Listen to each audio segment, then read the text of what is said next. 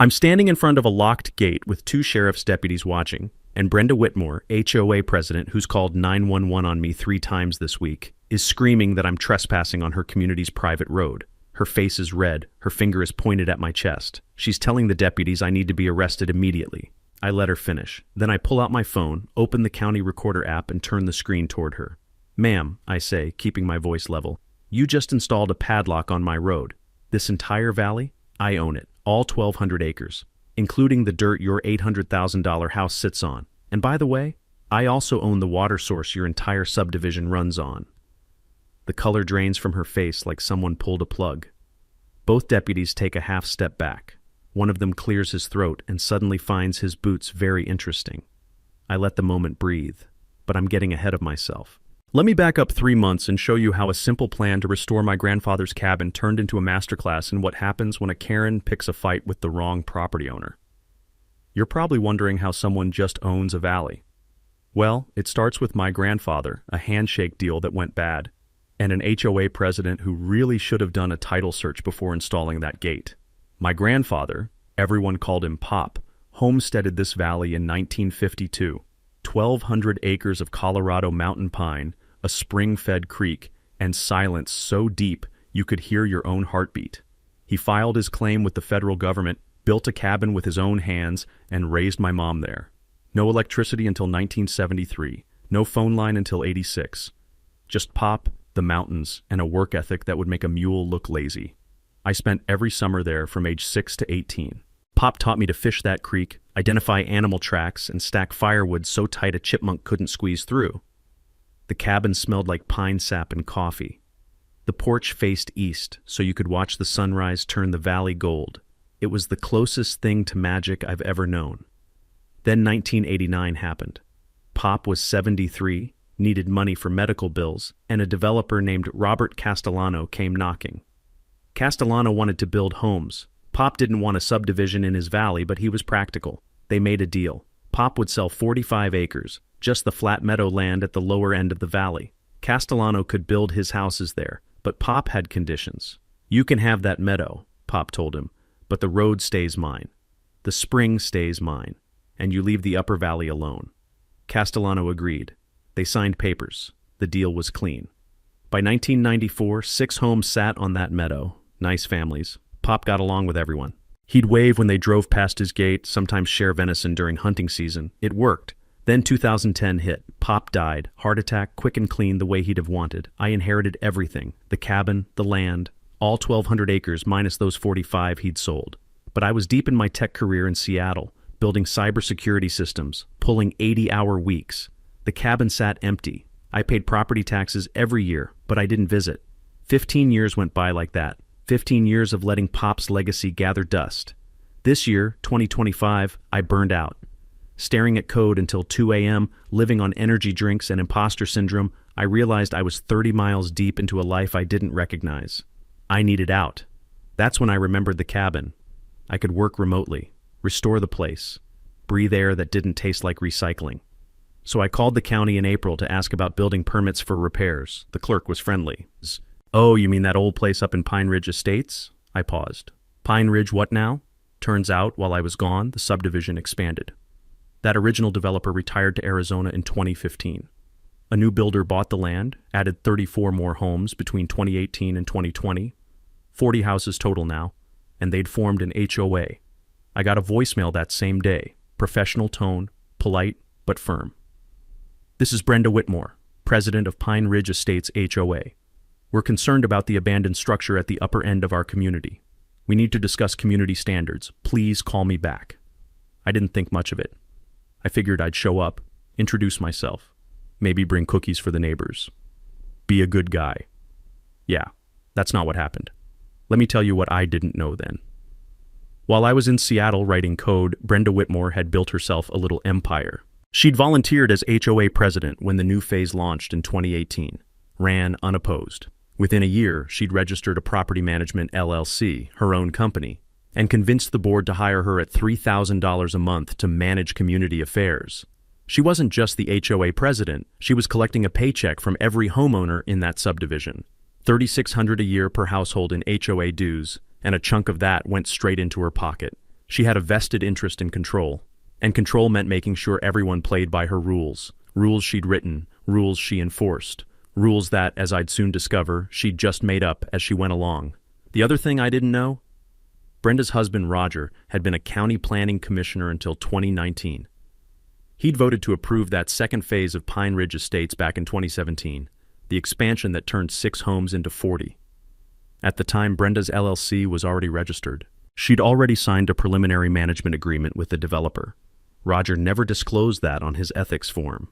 When someone finally noticed, he retired rather than face a hearing. So Brenda was protective of her territory, and I was about to walk right into it, holding a set of property documents she had no idea existed. I arrived at the valley entrance on a Saturday morning in late April. 72 degrees, bluebird sky, the kind of day Pop used to call God showing off. I'd driven 6 hours from Seattle with my truck loaded, tools, camping gear, a month's worth of groceries. I was ready. The first thing I noticed was new. 2 stone pillars flanked the road entrance, each about 8 feet tall, with a wrought iron sign stretched between them. Pine Ridge Estates, private community. I slowed down. That sign hadn't been there on Google Street View. I kept driving. The road looked good, recently graded, fresh gravel. Someone had been maintaining it. About a quarter mile in, I hit the problem. A chain-link gate stretched across the entire road, 10 feet wide, 8 feet tall, industrial grade with a keypad lock and a camera mounted on top. A sign, residents only, access code required. No warning, no alternate route, just a gate blocking what used to be open road. I parked, got out, looked at the keypad. There was a phone number on a laminated card zip-tied to the fence. For access, call HOA office. I called, got voicemail, left a polite message explaining I owned property up the valley and needed the gate code. Then I waited. 45 minutes in my truck, windows down, listening to the creek. I couldn't quite see through the trees. Nothing. I tried calling again. Voicemail. I pulled up Google Maps, looking for an alternate route.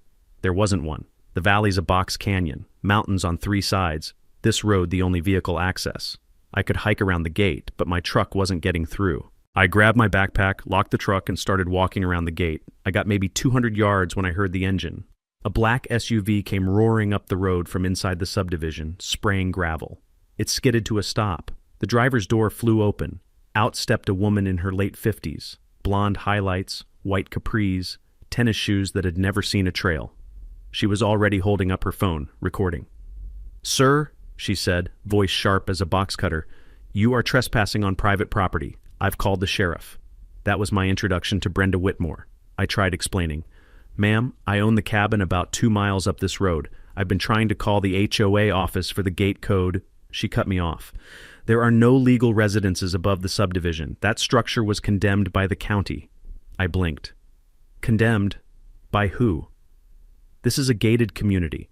You need to leave immediately or you'll be arrested for trespassing." Her phone was still recording.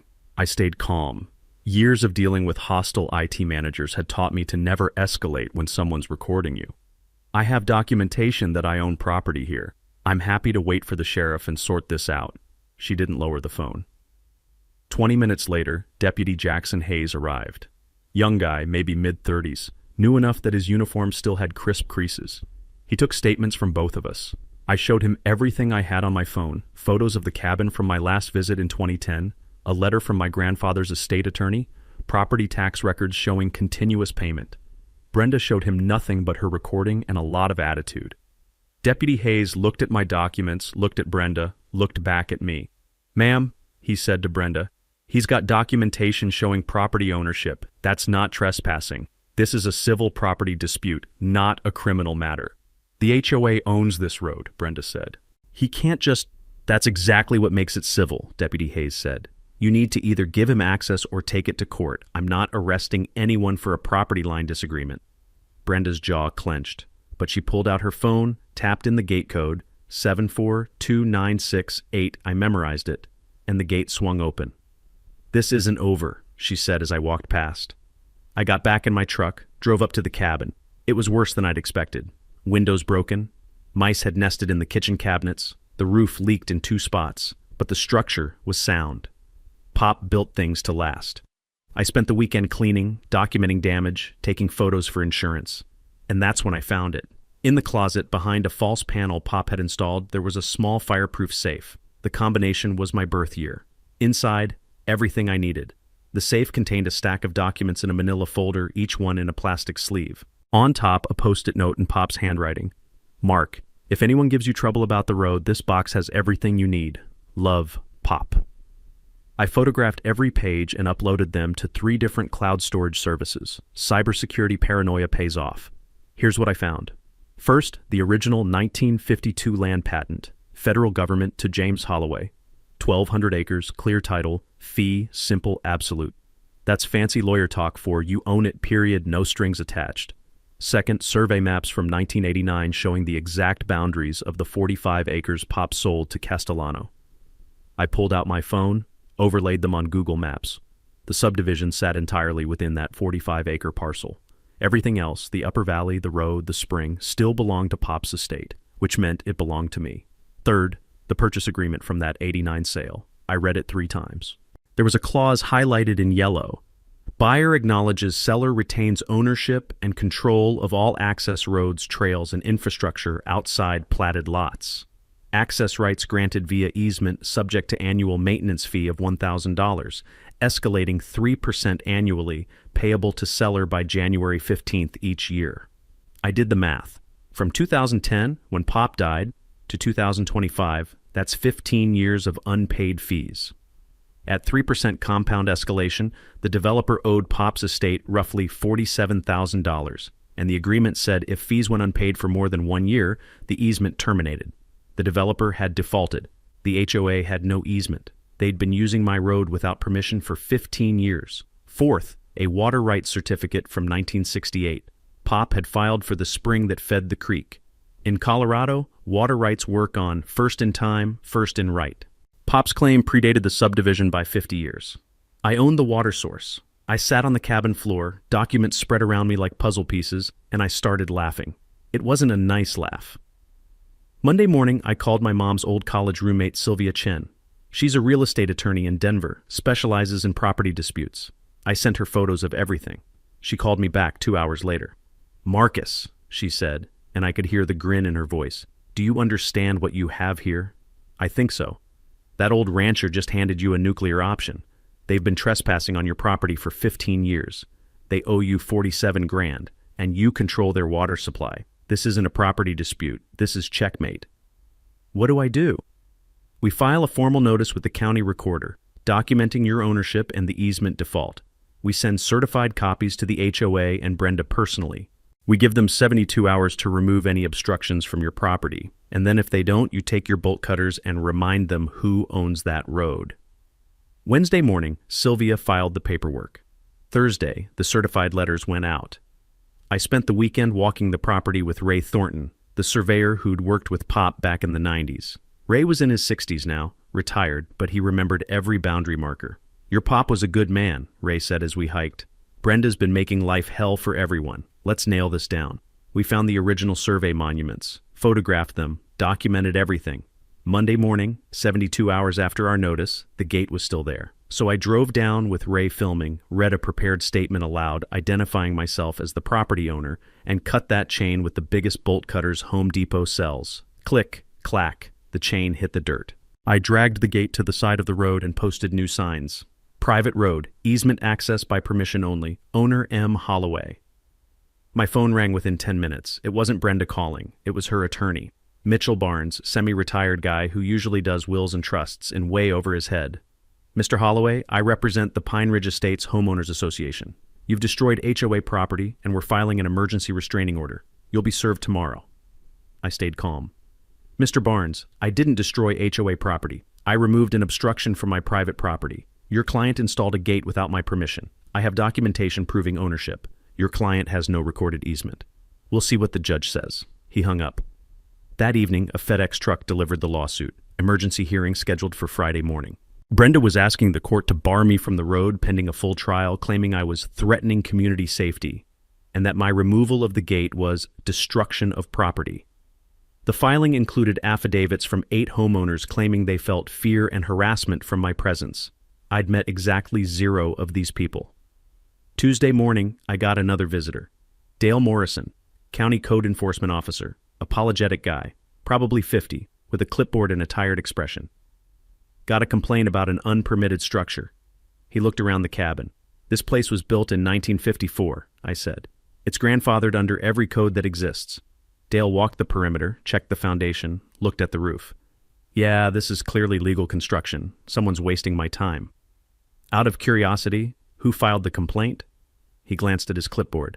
Can't officially say, but the form came in on HOA letterhead. Noted. Dale handed me his card. If they keep filing bogus complaints, let me know. We take false reporting seriously. After he left, I drove to Denver to meet Sylvia in person. She'd already reviewed the lawsuit. She was laughing. Marcus, this is amateur hour. She doesn't even allege she owns the gate. She just says the HOA installed it for community safety. That's not a legal basis for anything. So what do? We file a counter motion. We ask the court for declaratory judgment. Basically, we want the judge to formally declare who owns what. And we compile every piece of evidence showing your ownership. We spent all afternoon preparing. Meanwhile, Brenda was busy. Tuesday night, she called an emergency HOA board meeting. I didn't know about this until later, but here's what happened. She pushed through a special assessment, $5,000 per household to fund the lawsuit. Several board members were uncomfortable, but Brenda steamrolled them. One guy, Thomas, a retired teacher, voted no. He asked for more information about the property dispute. Brenda shut him down. Do you want property values to collapse because some squatter is camping in the woods? Thomas sat down, but he didn't forget. Wednesday morning, I was back at the cabin doing repairs when I heard a vehicle coming up the road. A silver Honda pulled up. Out stepped Thomas. Mid-60s, glasses, cardigan. He looked nervous. Mr. Holloway, I'm Thomas Chen. I'm on the HOA board. Can we talk? Sure. We sat on the porch. Thomas pulled out a folder. I didn't know about any of this until last week. Most of us didn't. Brenda told us the road was county maintained, that we just needed the HOA to manage the internal streets. He showed me documents. After that meeting, I pulled the county GIS records. This road isn't on any county map. We've been lied to. I'm not trying to hurt anyone, I said. I just want to live here peacefully. I believe you. But Brenda just charged everyone $5,000 to fight you. A lot of families can't afford that. This is her personal vendetta, and we're paying for it. What do you want from me? I want the truth. What's the legal situation actually look like? I showed him everything. The land patent, the survey maps, the defaulted easement, the water rights certificate. Thomas went pale. She told us we owned the road. You don't. You never did. The HOA was formed in 2018. My grandfather died in 2010. There's an 8-year gap where nobody paid the easement fees. The easement terminated by default. What happens now? Friday, we go to court. If Brenda can't prove ownership or easement rights, the judge dismisses her restraining order. Then we negotiate. I'm willing to grant a new easement, but the HOA needs to acknowledge my ownership and pay the back fees. Thomas nodded slowly. That sounds fair. Can I testify if needed? Talk to your own lawyer first. But yeah, if you're willing, that'd help. He left. That night, the harassment got petty. Someone, I'm guessing Brenda, called the sheriff's department claiming my truck was an abandoned vehicle on the road. Deputy Hayes showed up for the 3rd time that week. He looked exhausted. Marcus, I'm sorry. She's calling every day. I've documented all of this as harassment of you, not the other way around. I appreciate that. Off the record? Her husband used to be county planning commissioner. She's used to getting her way, but he retired under pressure a few years ago. Some ethics thing. Ethics thing? You didn't hear it from me. He left.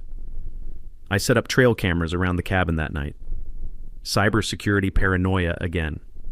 First night of footage, deer, raccoons, and at 2 a.m., Brenda's black SUV driving slowly past the cabin turnoff, then turning around. I texted the footage to Sylvia. Is this creepy or just me?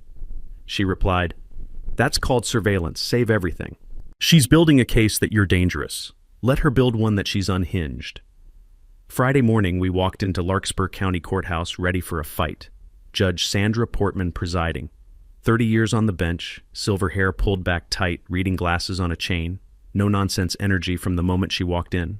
Brenda sat at the plaintiff's table with Mitchell Barnes. I sat with Sylvia. We had 3 bankers' boxes of evidence. Judge Portman looked at Brenda's filing, then at us, then back at Brenda. Miss Whitmore, I've reviewed your emergency motion. You're seeking to bar Mr. Holloway from a road you claim is HOA property. Do you have a deed showing ownership? Barnes stood.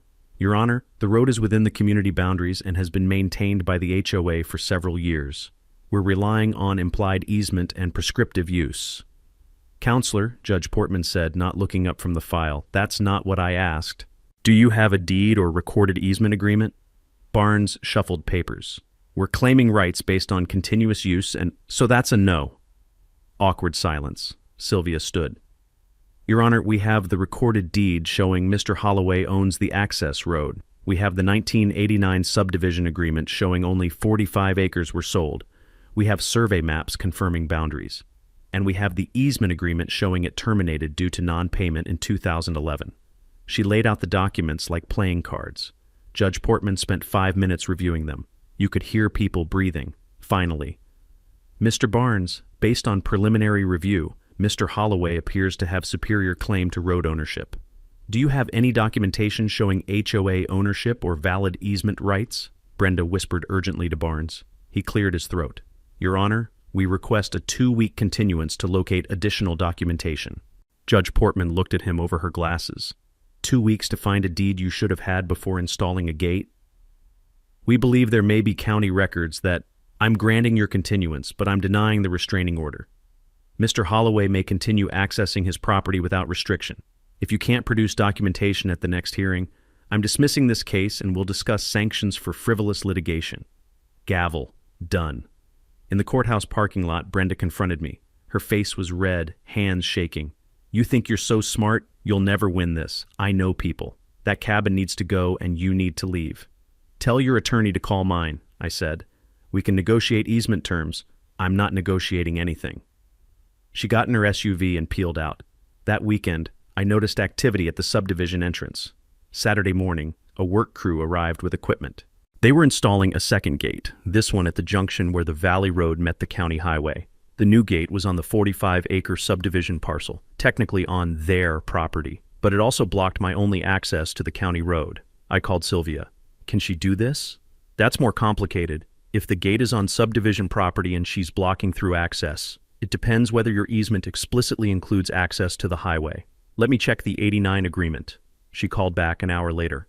The original agreement gave the developer easement rights across the subdivision to reach the county highway, but it's not clear if that easement transferred to you as the remaining landowner. You might need to establish prescriptive easement based on 15+ years of continuous use.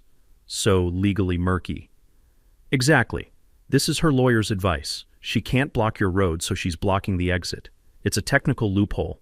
By Sunday, the second gate was finished. Heavy steel, keypad lock, camera, sign, private community, residents only, no through access. Monday morning, I drove down to test it. Locked.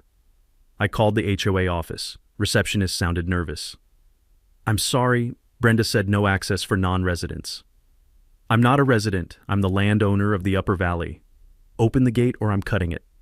She said you'd threaten that. She's already called the sheriff. Deputy Hayes arrived. He looked more frustrated than I'd ever seen him. Marcus, do you have documented easement across their property to reach the highway? I've been using this road my entire life. My grandfather built it. But does it cross their recorded 45 acres? It's all one continuous road. I can't make a civil determination here, and I can't let you cut a gate on their recorded property without a court order. He radioed dispatch. This is a civil matter, no crime occurring. He left.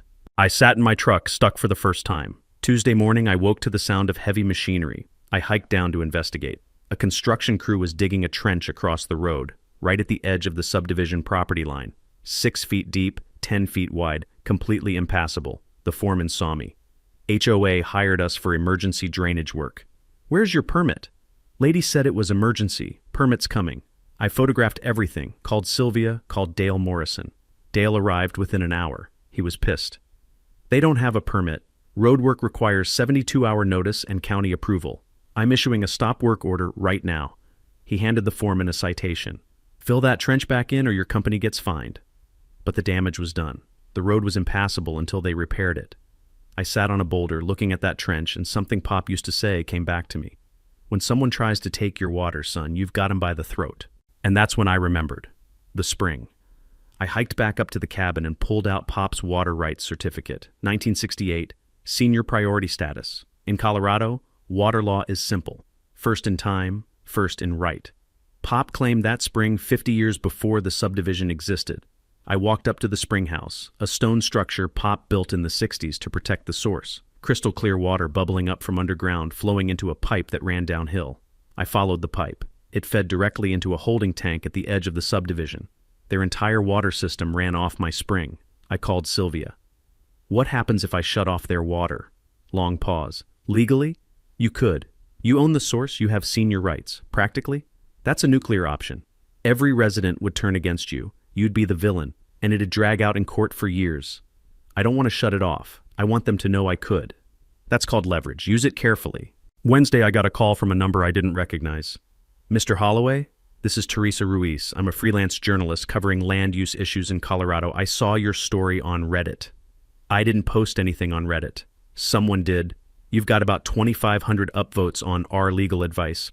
People are tagging me because I wrote about HOA overreach last year. Can we talk? She drove up Thursday. Mid-40s, hiking boots, professional camera. We spent 3 hours going through everything. The documents, the timeline, the gates, the trench. She photographed the property, the survey maps, the water system. This is bigger than your personal dispute, she said. HOAs across Colorado are claiming authority over access roads they don't own. It's blocking historic trails, cutting off public land access, creating private fiefdoms. Your story illustrates the problem perfectly. What do you need from me? Full transparency. Documents, timeline, your side of the story. And I need to contact Brenda for comment. Fair warning, this will escalate things. At this point, sunlight is my best disinfectant. Teresa spent Friday interviewing people. Thomas talked to her. 2 other homeowners talked. They were angry about the $5,000 assessment, angry about being lied to about property ownership. Teresa also pulled public records on Roger Whitmore. Here's what she found. Roger voted to approve Pine Ridge Estates Phase 2 in 2017 while serving on the Planning Commission. His disclosure form listed no conflicts of interest, but Brenda's LLC was already registered in 2016. She'd already signed a preliminary property management agreement with the developer. That's textbook conflict of interest. When the County Ethics Board started investigating in 2019, Roger retired rather than face a hearing. Teresa's article published Friday afternoon. Mountain Land Weekly, online edition. Title: HOA President blocks landowner from his own property while profiting from management fees. Detailed breakdown of the ownership dispute, photos of the documents, survey maps, county records. A sidebar comparing HOA claims versus recorded deeds. The viral moment was a side-by-side image. Left side, Brenda's letter claiming HOA owns access road. Right side, county recorder screenshot showing Marcus Holloway as owner. Caption: one of these is recorded public record. The other is creative writing. 8,000 shares in 24 hours. Local Denver news stations called for interviews. Comments section exploded. This is why HOAs are tyranny. That Karen messed with the wrong guy. Someone check if she's related to my HOA president because this sounds identical. Friday evening I got an email from Sandra, the HOA vice president. Subject line: request for meeting. The email was brief. Mr. Holloway, several board members were unaware of the full situation regarding property ownership. We would like to request a meeting with you and Ms. Chen to discuss potential resolution. Brenda will not be present. Please advise your availability. CC'd to 5 other board members, 6 of 7 total, everyone except Brenda. Saturday morning, I met with the board at Thomas's house. 6 members present. Thomas, Sandra, and 4 others I'd never met. Everyone looked tired. Sandra spoke first. Mr. Holloway, we owe you an apology. Most of us didn't know Brenda had a financial stake in this. We thought we were protecting property values. She told us the road was county maintained and you were trying to claim it illegally. Thomas added, none of us knew about the water rights, or the original easement agreement, or that your grandfather only sold 45 acres. I looked around the room. These were normal people, retirees, families, folks who just wanted to live in the mountains. They weren't the enemy. Brenda was. Can you walk us through the actual legal situation? Sandra asked. Sylvia, on speakerphone, explained everything. The 1,200-acre land patent, the limited 45-acre sale, the easement that defaulted in 2011, the water rights that predated everything, the HOA's complete lack of legal claim to the road. You could watch their faces fall as she talked. What would a reasonable solution look like? Sandra asked. I'd thought about this. I want to restore my grandfather's cabin and live here peacefully. I don't want to hurt your property values or your quality of life. I'm willing to grant a formal easement for road access, but the HOA needs to acknowledge my ownership, pay the back fees, and we need a maintenance agreement that's fair to everyone. The back fees are $47,000, spread over 10 years, that's $4,700 a year. Split among 40 households, that's $118 per household per year, less than $10 a month. Thomas did the math on his phone. That's less than we pay Brenda's management company per month. Exactly. Sandra looked around the table. Can we make this happen? One of the other board members, a woman named Patricia, said, we'd need membership approval to negotiate, and we'd need to remove Brenda from the process. She's not going to go quietly, someone else said. No, Thomas agreed, but we have the votes. 6 of 7 board members want resolution, and after that article, I think the membership will support us. Sunday, the board called an emergency membership meeting for Tuesday night. Brenda got wind of it and sent an email blast to all residents. She claimed the board was caving to outsider pressure and that I was trying to steal our roads and water. She warned property values would collapse and called for a vote of no confidence in the current board. The community split. Maybe 12 to 15 households sided with Brenda, her friends, people who'd bought into her narrative. But most residents just wanted the fighting to stop. They were tired of assessments and lawsuits and drama. Monday morning, Brenda made her fatal mistake. Desperate, she filed a new lawsuit claiming I was operating an illegal commercial venture. Working remotely from the cabin meant home business meant zoning violation. She also filed a complaint with the county alleging I was running an unlicensed Airbnb. Complete fabrication. I wasn't renting anything. But here's the thing. In her filing, she included photographs. Photos of my truck, my cabin, my property. Photos she'd taken while trespassing. She'd just admitted to criminal trespass in a court document. Sylvia spotted it immediately. She's done. We can file criminal charges and use her own evidence. Monday afternoon, Sylvia filed our motion for declaratory judgment in district court. We asked the judge to formally declare 1. Marcus owns 1,155 acres including the road. 2. The HOA has no easement due to default. 3. Marcus has the right to grant or deny access at his discretion. 4. The HOA owes $47,000 in back fees. We also filed a criminal trespass complaint against Brenda, citing her own photographs as evidence. Hand-delivered copies to Brenda, the HOA board, and the local newspaper. Tuesday evening, the HOA meeting. 7 p.m. at the clubhouse. 34 of 40 households represented. Huge turnout. Brenda tried to take control. Sandra cut her off. Brenda, you're removed as meeting chair due to conflict of interest. You can't do that. I'm president. We're invoking HOA Bylaws Section 8.3. The board can suspend an officer for fiduciary breach pending investigation. Thomas banged the gavel. Meeting proceeds without Brenda as chair. She may stay as a resident, but she doesn't run this meeting. Brenda sat down, furious. The board presented facts, survey maps, timeline, legal analysis. Thomas explained, we've been funding a lawsuit to defend property the HOA never owned. We've spent $67,000 in legal fees so far. Gasps around the room. $67,000 from our reserves and your special assessments. For this, I was invited to speak. I kept it simple. Explained my offer, permanent easement in exchange for acknowledgement of ownership, back fees over 10 years, and joint maintenance. Alternative, I revoke all access. You sue for easement by necessity. We fight in court for 3 to 5 years. Cost you hundreds of thousands in legal fees. Maybe you win, maybe you don't. But it'll be expensive and ugly. Someone asked, what about the water? Water access is included in the easement. I'm not cutting anyone off. I just want to live here. Relief rippled through the room. Motion. Authorize board to negotiate settlement with Marcus Holloway per proposed terms. Vote 29 in favor, 4 against, 1 abstention. Brenda and Roger voted against. Brenda stood up, shouting, "This is insane! He's blackmailing you! I'm not letting this stand!" Sandra, calm. "Brenda, you're outvoted. The membership has spoken." Brenda stormed out. "You'll all regret this." Settlement negotiations took a week. Sylvia and a competent HOA attorney drafted the agreement. Terms. Marcus grants perpetual easement to HOA residents for road access. HOA pays $47,000 in back fees over 10 years, starting June 1st. Road maintenance split 60-40 HOA to Marcus. Marcus retains right to grant guest access codes. All gates removed except optional gate at Marcus's cabin entrance. HOA acknowledges Marcus owns the valley and water rights. Mutual release of all claims. There was one unusual clause Sylvia suggested. The HOA had to install a historical marker at the valley entrance. Text: Holloway Valley, Ested 1952, homesteaded by James Pop Holloway, protected for future generations. Cost split 50-50. The board approved unanimously. Brenda, no longer chairing anything, didn't attend the vote. Monday, June 2nd, formal signing ceremony at the courthouse. Judge Portman's courtroom, 10 a.m. Present, me, Sylvia, 6 board members, the new HOA attorney. Notably absent, Brenda. Invited but declined. Judge Portman reviewed the settlement. This is how property disputes should be resolved, through negotiation, not endless litigation. Mr. Holloway, your willingness to compromise is commendable.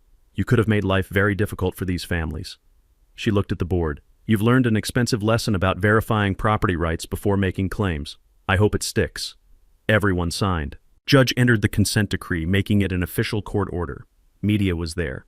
Teresa covering it, 2 local news cameras. Post-signing, a reporter asked, Mr. Holloway, you could have shut off their water. Why didn't you? Because that's not who my grandfather was, and it's not who I am. He believed in being a good neighbor even when others weren't good to him. Any message for Miss Whitmore? I hope she finds peace. Anger is exhausting. The story could have ended there, but Tuesday afternoon, I was at the cabin working on roof repairs when I heard a vehicle. Brenda's black SUV. I stepped outside, wary. She got out. She looked different, smaller somehow, defeated. I need to say something, she said.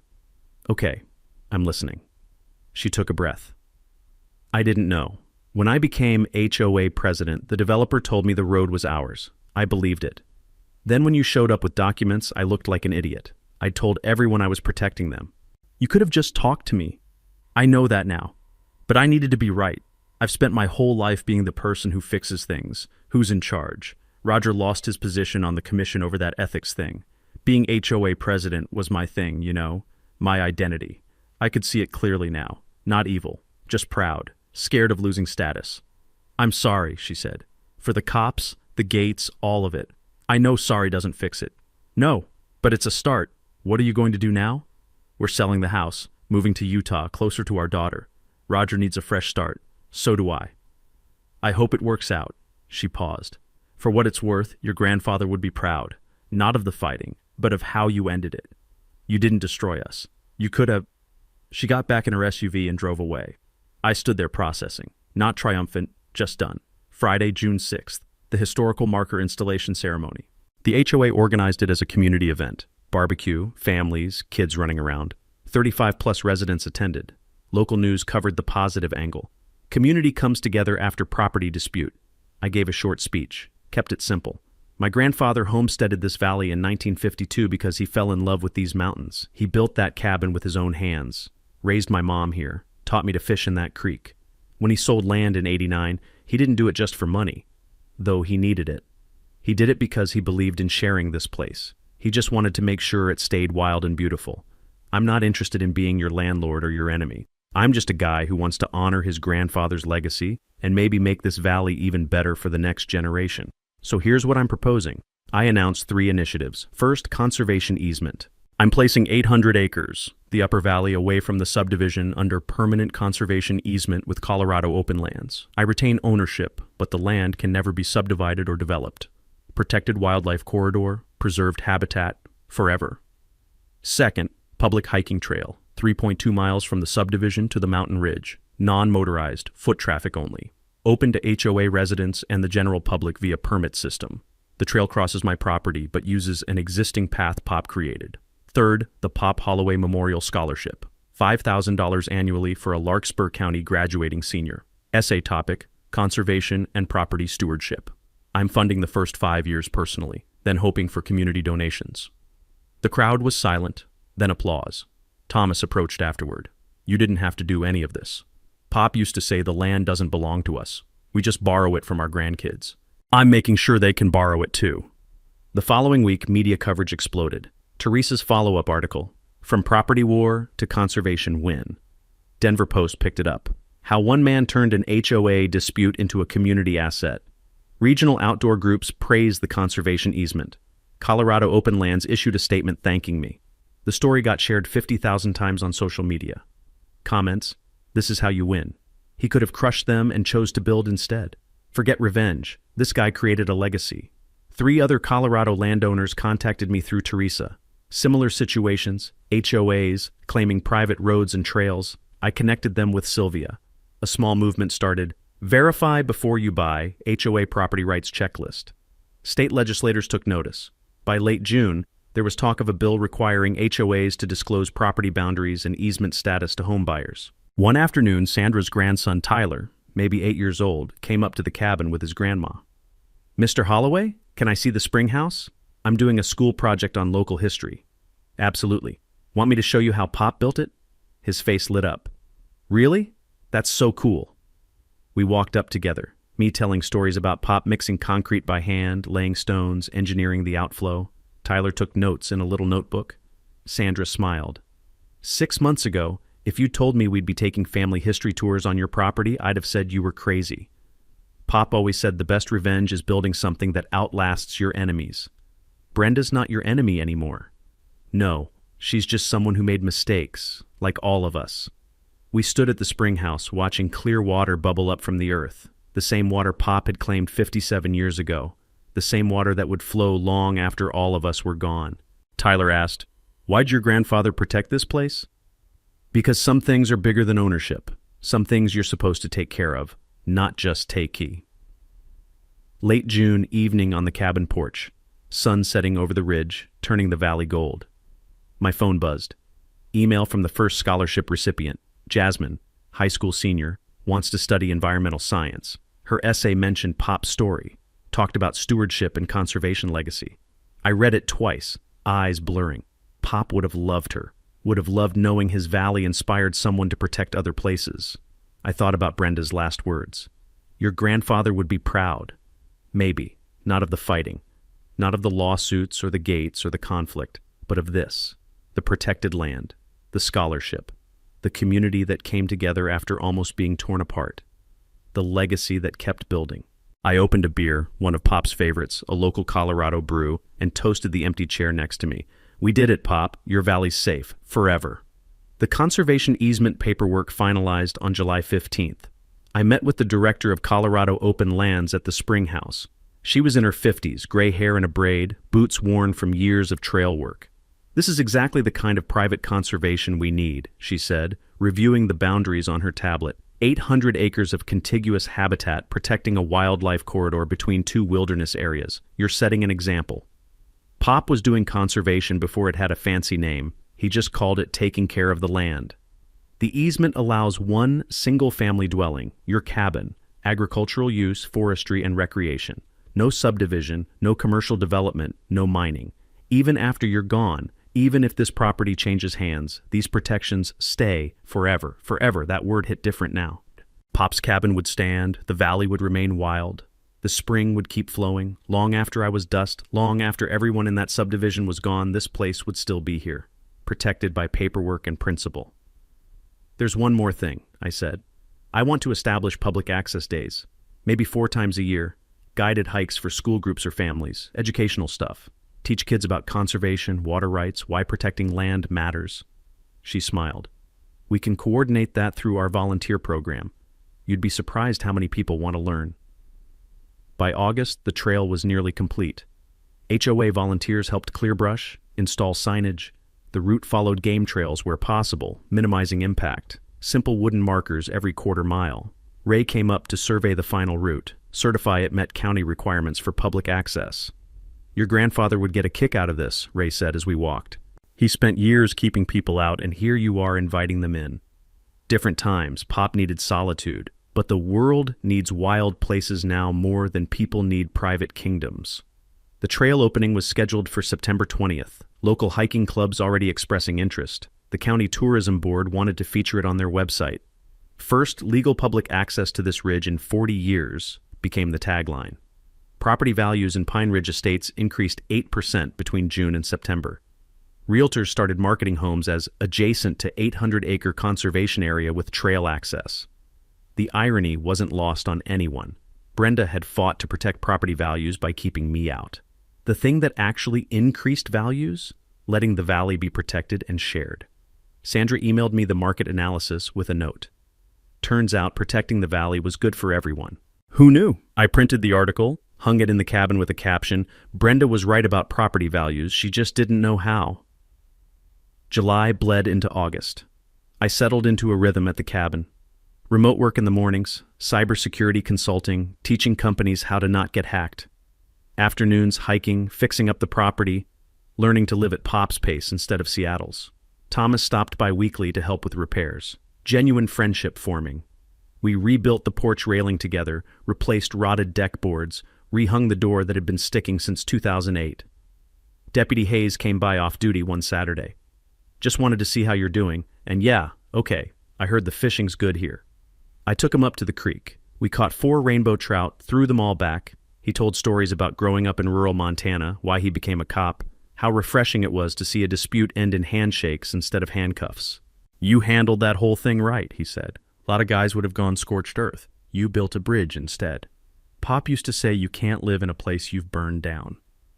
The scholarship fund grew beyond my initial investment. Local businesses chipped in matching donations. By mid-August, the first year's fund hit $12,000. The school district superintendent called personally. "Mr. Holloway, this is remarkable. Most scholarships are $200, maybe $500. $5,000 is life-changing for these kids. Pop never got to go to college. Now he's sending kids there. That's the win." September 20th arrived, trail opening day, ribbon-cutting ceremony at the valley entrance, under the historical marker. 100+ people showed up. HOA residents, hikers, county commissioners, school district reps, Colorado Open Land staff, reporters. I gave the first family their trail map. Dad, mom, 2 kids maybe 6 and 9. The father shook my hand. "My family's lived in this county 30 years. We've never had legal access to this ridge. This means everything.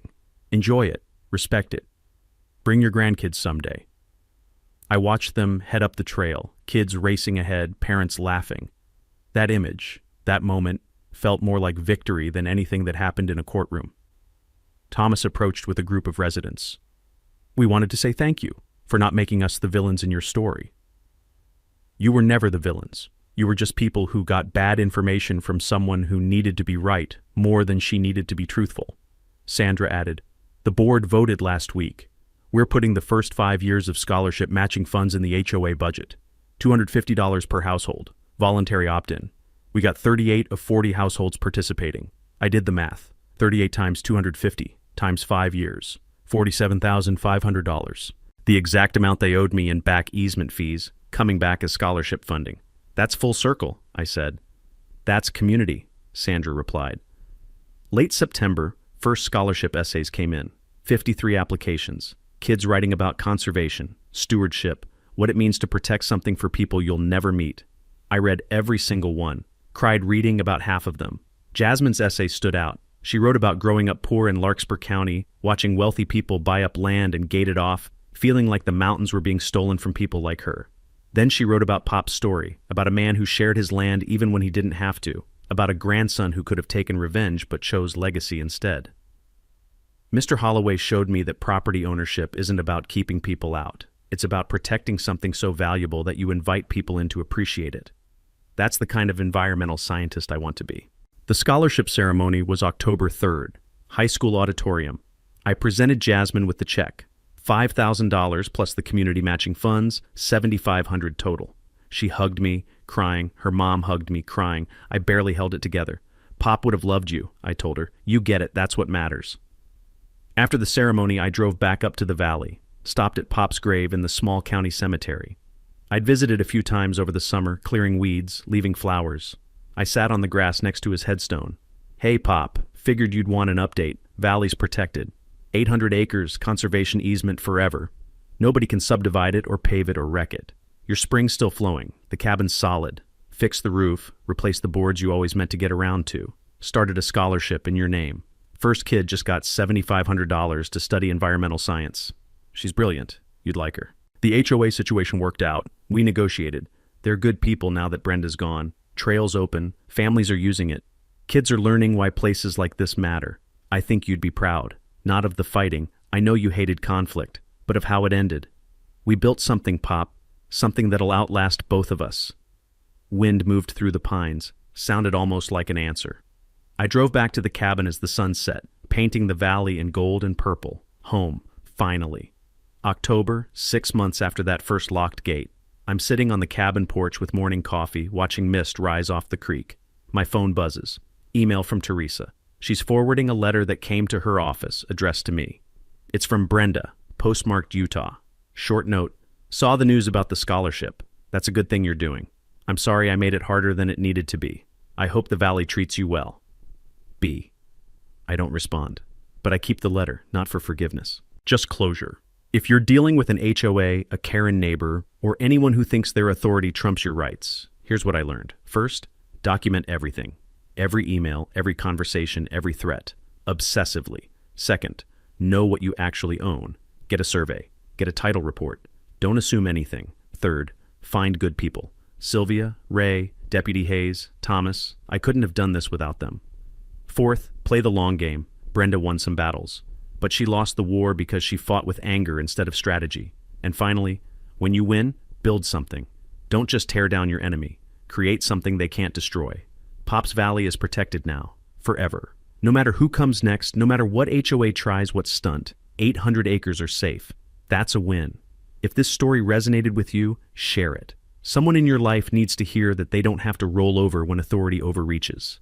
And if you've got your own property war story, or if you're in the middle of one, drop a comment. Let's build a community of people who know their rights and aren't afraid to use them. Thanks for listening. Now go check your property deed. Trust me,